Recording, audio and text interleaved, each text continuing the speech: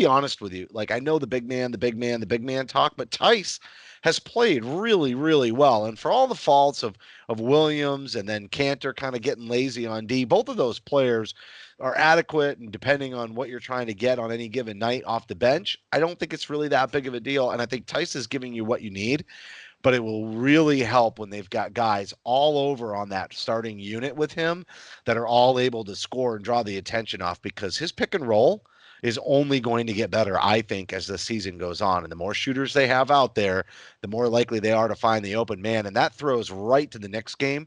And Jason Tatum's, what? Was it a career high? It was definitely a season high, but I think it was a career high in assists, right? 8 assists. And so watching him, we've talked about this over the last several shows. They haven't necessarily been focal points, but where we said once Tatum figures out how to make that pass, kind of the leap that Jaylen Brown has made this season, and we noted already that once Tatum started to do that, the ball movement was going to be phenomenal for this team. So hoping that Tatum's progress against the Knicks continues, and especially with more offensive weapons out on the floor with him, I think that's when Theis can really do some damage. But I just like the rebounding for an undersized front court. That part, especially with Cantor getting some of those offensive rebounds that we thought he was going to be getting, and I know he was coming back from injury and getting into game shape, but the more he progresses in that way, the better things will be for this team. And maybe people will stop talking about them being undersized. Well, yeah, and that's for good reason that they are undersized. But that's the way the game's played now. You know, the idea of playing 2 6'9" and 7-foot guys at the 4 and 5 position and have them just go sit on the blocks and make things happen. It's over. It's done. It's that's not coming back. It's like the dodo. It's over. So this is the modern game here, and would I like to have more heft and more rebounding prowess out of Theis? Sure, I would.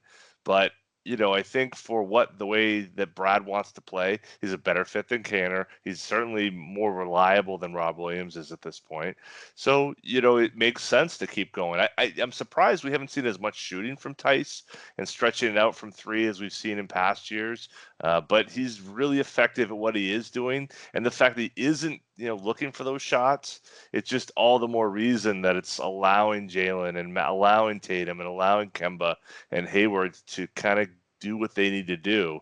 And that's, I think, maybe the most impressive thing is he's giving max effort out there, and he's, there's making mistakes from time to time, but for the type of player he was, remember going into this year, I think, we weren't sure we were going to get out of Daniel Theis, given the fact that last year he had such a hard time coming off of the meniscus tear, and really never got his feet under him last season, like a lot of Celtics did. This year he came in really, I would say, a different somewhat player, more of a rim runner than what we'd seen in his first season, but very confident and making great reads. They were blitzing the pick and roll the other night, and little pass over the top, and he's finding the guys in the corner, the opposite wing above the break. I mean, he's looking and finding those guys, and that's it doesn't mean you have to be Al Horford to do those sort of things. So kudos to Daniel Theis. How long before he starts shooting 3-pointers? Well, I mean, he did a couple years ago. That's what I don't. That's what I don't understand here either. Like, they forced Baines into shooting them, and then look at Baines now on Phoenix, and he's one of the best 3-point shooting big men in the league all of a sudden, and he's taking some of the highest number of attempts at the center position, and we don't see Theis even trying, and we know he can hit those. That is somewhat interesting to me. He's taken, so Theis has taken 13 so far this year. Half as many as not even won a game, right? Not even won a game. Half as many as Shemi Ojale, almost a third as many as certainly go to Grant Williams. Half as many as Grant Williams. Yeah, I knew where we were going. And he's made two more than Grant has. Made, yeah. So I knew we were going there. It's good, the levee's going to break for Grant, but shooting, we have not gotten a lot of shooting out of our bigs thus far this year, and that is maybe somewhat of a concern, because at some point will these bigs on other teams just drop, and then force Boston to really make some different changes with how they're attacking with their centers. But for right now, let's keep it rolling. I think I'm more, as I look ahead. I'm more concerned with can Theis sustain that defense? That he's been doing so well. Can he play at that level? How many blocks throughout, does he have? Because he's season? had several, like good, solid blocks. Do you have that stat right there? He's averaging 1.5 per game right now. That's really good for an undersized center. 24. The team leader is Tremont Waters with 2 per game, but that's, that might be a small sample size if you know. One game played, right?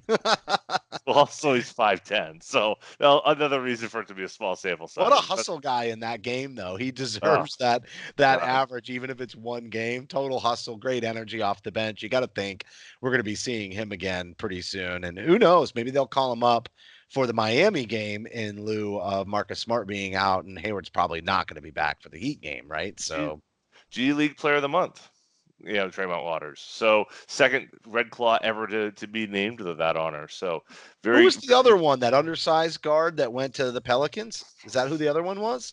You look that up real quick. Might be Tim Frazier. Tim Frazier. That's what I'm thinking. All right, let's see if we can find out. You look that up, and I'll do whatever they call a station ID on podcasting. I don't know what it is, but we're going to do it. Follow Celtics Stuff Live on Twitter at CSL_tweet live, as well as your host at CSL_Justin and at CSL_Duke, the entire CLNS Media Network at CLNS Media, Facebook.com/CLNS fans, and download the CLNS Media app for iOS and Android. Simply search CLNS Media in your app marketplace. YouTube.com/CLNS Media for high definition, full length locker room interviews, garden report, roundtable, Celtics Stuff Live.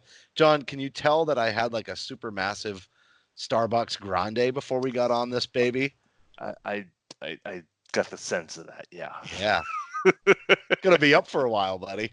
Oh man, wow. Well, why not? Go for it, man. You're on the road. Live La Vida Loca. I'm just buying time for that. Did you figure it out? Is it Tim Frazier? No. Did you figure out who it was? I know. Yeah, I know who it is. Let's see if you can come up with it. Celtics player. Don't tell me it's Jordan Mickey. Oh, Celtics current. Bingo. No, yeah, bingo.